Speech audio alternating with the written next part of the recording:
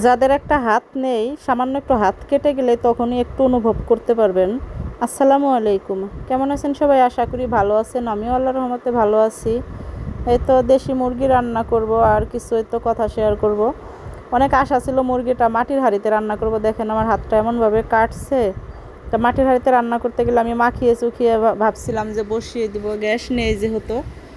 তাই আশা তো আর পূরণ হইলো না। আর এখানে মশলাটাও ভালো করে বাটতে পারিনি, মানে একটু থেতলে নিয়েছি বাম হাত দিয়ে পাটার উপরে দিয়ে, তারপরে ছেঁচে নিয়েছি।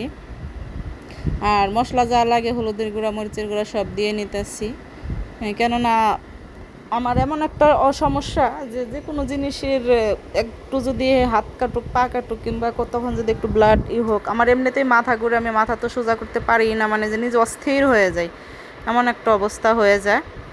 তাই যাই হোক, যে ভয়ে আমার হাজব্যান্ড কী করছে, মুরগি আনছে বাজার থেকে, কেটে সুন্দর করে নিয়ে আসছে, একদম গিলা টিলা পর্যন্ত কেটে নিয়ে আসছে, সবই করে নিয়ে আসছে। তাই সব কিছু করছে, শুধু যে পায়ের যে নখটা থাকে সেটা কাটেনি। তো ওইটা আমি আবার বাসায় বটি দিয়ে কাটছি। পায়ের সামনের যে নখটা থাকে ওটাও পরিষ্কার করা ছিল, শুধু নখটা কাটা ছিল না। তাই ওইটা বটি দিয়ে কাটার পরে আমি কি করছি, বটি আবার ধুইতে গেছি ভীম দিয়ে। যেই ভীম দিয়ে ধুইতে গেছি অমনে তো আমার একবারে বটির মাথায় আমি আঙ্গুলের মাথায় ভীম লাগাইয়া, মানে যে বটি ধুইতে গেছি, মানে বেশি তো লাগে না, এই জন্য ভীম দিয়ে ওভাবে ধুইতে গেছি। বেশি লাগলে তো আমি ঝামা কিংবা মাজনি নামাই নিতাম। দেখেন হাতটা যে ব্যান্ডেজ করে রাখছি, কিন্তু আমি হাতে বোধও পাইতাছি না লাড়াচাড়া করতে। যখনই আমি ধুইতে গেছি, আমি উল্টা বটি না দিয়ে, মনে যে এখানে ধার, তার আগের দিন আবার সারাদিন বাইলোট দিয়ে বালু কাঁচা দিয়ে, মানে বালি দিয়ে সুন্দর করে ধারালো করে দিচ্ছে, এমন ধারালো ব্লেডের মধ্যে সেরাত করে হাতটা কেটে গেল। আর এদিকে মরিচের গুঁড়া একটু কম ছিল, তাই আমি আবার একটু মরিচের গুঁড়া দিলাম। আর আমার ছেলে দেশি মুরগি খেতে চায় না, অনেকে এই জন্য বলে খালি ব্রয়লার মুরগি খান, ব্রয়লার মুরগি খান। আসলে বাসায় 2-3 জন মানুষ থাকলে তার ভিতরে 2-3 রকমের যদি এক একজনে খাবার খায়, তখন তার একজনের কথা চিন্তা ভাবনা করে এই 3 জনের খাবার খাওয়া লাগে, কিছু করার থাকে না। তা এই জন্য ওরা বইগুলো আমরা আগে অনেক খাইছি, কেননা এখন ছেলে কেন জানে ছেলে বাদ দিয়ে দিছে। আগে তো ছেলে খাইতোই না কোনো মাংস, কোনো দিন গরুর মাংসই খাইতো না, শুধু ব্রয়লার মুরগিই খাইতো। তারপরে গরুর মাংসটা খাওয়া শিখছে, কিন্তু এই মুরগিটা খেতে চায় না। মানে শুধু এই মুরগি না, খাসি মুরগি আছে, পাকিস্তানি কক মুরগি আছে, কোনোটাই খেতে চায় না, আমার ছেলে খায় না। তাই যাই হোক, হাতটা তো 12টা বাজাই ফেলাইছি, আর শখ করে রাখছি যে মাটির হাঁড়িতে রান্না করবো, সেটা তো আর শখ পূরণ হইলো না। সব কিছুই থেতলে থেতলে দিতেছি, 2 হাত দিয়ে কাটতে আমার কষ্ট হইতেছে। পাটা নামিয়ে রাখছি, মরিচগুলো ওরকম করে ছেঁচে এর ভিতরে দিয়ে দিলাম, মানে অনেক সাধারণভাবেই বসিয়ে দিলাম। ফার্মে মুরগি হইলে কিন্তু এভাবে সাধারণভাবে বসাইলে কিন্তু খাওয়াই যেত না, কেননা আর এই মুরগি তো যেভাবে সেভাবে বসিয়ে দিলে গরুর মাংসের মতো নাড়াচাড়া করে কষিয়ে নিলেই কিন্তু খাওয়া যায়। তা যাই হোক, আমরা অনেক সময় তাই পরে ভাবলাম যে মানুষের যখন একটা হাত থাকে না কত কষ্ট করে খাবার খায়। আমি খাবার খাইতে যাই, আমার পরে এত খারাপ লাগছে যে এমন একটা আঙ্গুল, মানে যে 3 নম্বরের পরে 4 নম্বরটা কেনি আঙ্গুলের পাশেরটা, মানে যে আমি যে ভাত কোন আঙ্গুল দিয়ে ধরবো আর কীভাবে খাবো।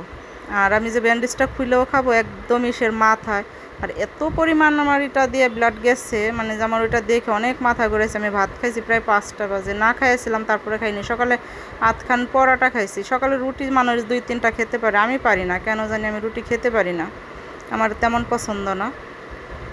যদি মাংসের ঝোল টোল হয় তাহলে 1টা কি 1.5টা এরকম খেতে পারি, কিন্তু এমনি না।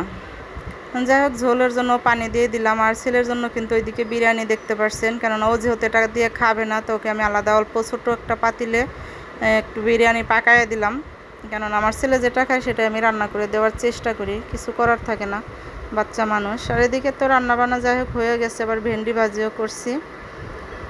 তো ভেন্ডি ভাজিটা একটু কাঁচা কাঁচাভাবেই ভাজি করবো। আর যারা আমার ভিডিও দেখেন, যদি ভালো লাগে লাইক কমেন্ট করবেন। ইউটিউব থেকে দেখলে অবশ্যই আমার চ্যানেলটা সাবস্ক্রাইব করে রাখবেন। এদিকে আমি ভাত নিয়ে বসে অনেকক্ষণ ঝিমতে আসি যে ভাত খাবো কী করে। একবার ভাবি আঙ্গুলের এটা খুলে ফেলাই, টান দিয়ে তারপরে ভাত খাই।